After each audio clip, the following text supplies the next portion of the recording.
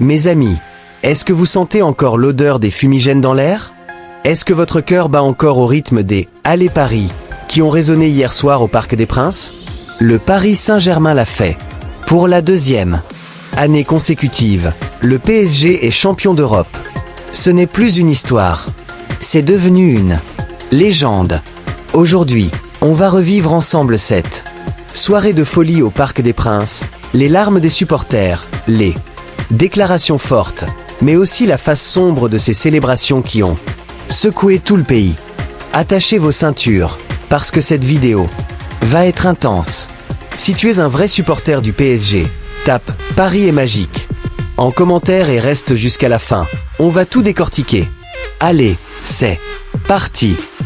Dimanche 31 mai 2026, le Parc des Princes est en ébullition.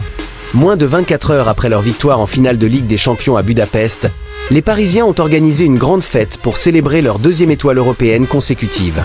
Pour beaucoup, ce sacre est encore plus fort que le premier.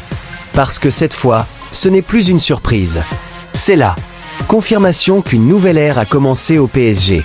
Les supporters interrogés sur place n'ont pas mâché leurs mots. Tarek, 42 ans, supporter historique de la région parisienne, résume parfaitement l'ambiance. Comme le slogan l'a dit, la première c'est pour l'histoire et la deuxième c'est pour la légende. Et il a totalement raison. Gagner une Ligue des Champions, c'est énorme. En gagner 2 d'affilée, ça devient mythique. Ce qui frappe le plus dans cette équipe, c'est son maturité et son expérience.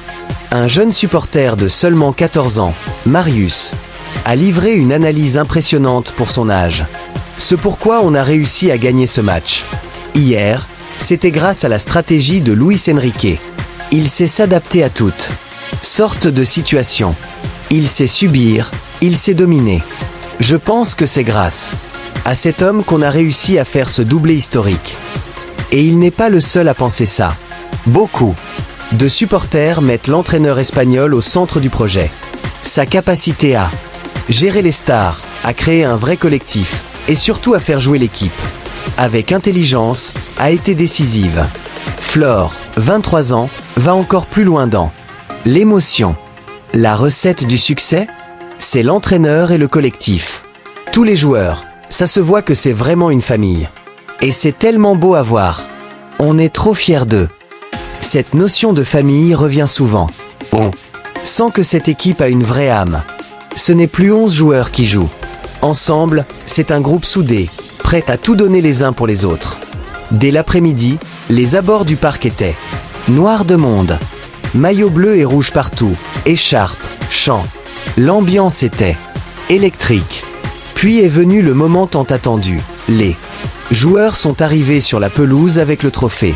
Les cris, les larmes, les fumigènes rouges et bleus qui envahissent les tribunes. C'était magnifique. Le Parc des Princes vivait une de ses plus belles soirées. On a vu des anciens joueurs, des légendes du club, des personnalités politiques et du showbiz venus célébrer avec le peuple parisien. C'était plus qu'une célébration sportive. C'était une fête populaire qui transcendait même le football. Malheureusement, comme souvent lors des grands sacres parisiens, la fête a aussi eu sa face obscure. À travers toute la France, les célébrations ont dégénéré dans de nombreuses villes. Pétards, fumigènes, feux d'artifice, mais aussi des débordements violents. Selon les autorités, plus de 890 personnes ont été interpellées sur tout le territoire. 220 personnes ont été blessées, dont 178 policiers et gendarmes. Un drame plus lourd encore. Un homme est décédé dans un accident de motocross sur le périphérique parisien au milieu des célébrations. Ces chiffres font froid dans le dos. Ils rappellent que la passion, quand elle est mal canalisée, peut tourner au drame. Le dispositif de sécurité était pourtant massif, mais il n'a pas suffi partout. C'est le paradoxe des grandes victoires du PSG. Une joie immense qui cohabite avec des scènes de chaos qui ternissent un peu l'image de la fête. Ce qui marque cette équipe, c'est son équilibre. On a longtemps reproché au PSG d'avoir des stars mais pas d'âme collective. Cette critique appartient désormais au passé. Luis Enrique a réussi là où beaucoup ont échoué. Créer une vraie culture de la gagne, avec discipline tactique et esprit de groupe. Les joueurs se sacrifient les uns pour les autres. On voit des milieux de terrain défendre comme des fous, des attaquants revenir aider en phase défensive. C'est cette mentalité qui a fait la différence en finale à Budapest et tout au long de cette campagne européenne. Le recrutement intelligent de ces dernières années a aussi porté ses fruits. Des joueurs complémentaires, une bonne mixité d'expérience et de jeunesse, et surtout une identité de jeu claire. On est clairement face à une équipe qui a franchi un cap psychologique, gagné une première ligue des champions libères, en gagner une deuxième montre que tu es au-dessus du lot. Les supporters le sentent. Ce titre a une saveur particulière. Il vient couronner des années de travail, de critiques, de doutes et de reconstruction. À tous les supporters qui ont vécu cette soirée, profitez, savourez, vous le méritez. Que vous ayez été au parc, dans les rues de Paris ou devant votre écran à l'autre bout du monde, cette victoire est aussi la vôtre. Maintenant, la question que tout le monde se pose, est-ce que ce PSG peut devenir une dynastie européenne?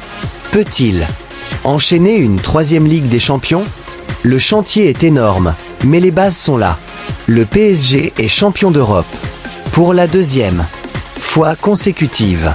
Ce n'est plus un rêve, c'est une réalité. C'est une légende qui s'écrit sous nos yeux. Merci à tous les joueurs, à Luis Enrique, au staff et surtout à vous, les supporters, qui portez ce club depuis des décennies. Et toi, dis-moi en commentaire, quel a été ton moment préféré de cette célébration? Est-ce que tu y étais au parc? Quelle est ta plus belle émotion de cette soirée? N'hésite pas à liker la vidéo si elle t'a plu, à t'abonner et à activer la cloche pour ne rien rater des prochaines vidéos sur le PSG. On se retrouve très vite pour d'autres contenus. Allez Paris! Et comme l'a si bien dit Tarek, la deuxième, c'est pour la légende. Paris est rouge, Paris est bleu, Paris est champion d'Europe.